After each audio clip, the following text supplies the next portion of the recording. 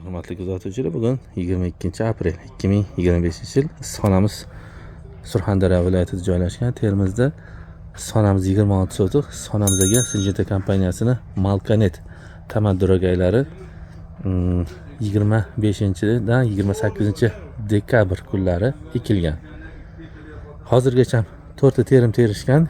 O'rtacha hisobda 7 tonna hosil yig'ib oldi deyapti. Malkanet yutuq tarafi polideterminant bo'lganda mana shu tupini ko'radigan bo'lsak, birinchi shoda polni terib olingan, mana ikkinchi shodadan 3 ta terilgan. Endi ikkita shox qo'rilgan. Endi buni ko'radigan bo'lsak, mana 3 desak 4, 5 ta, 6 ta kulli, 7 ta, 8 ta, 9 ta shodasida meva bor.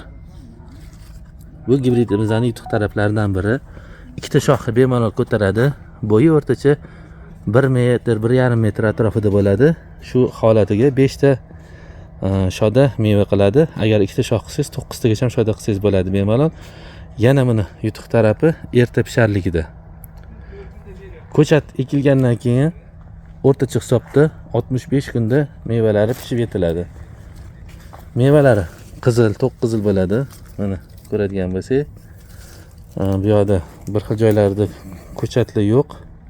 Endi bu istilmagan teplitsa, o'shani hisobga olishimiz kerak.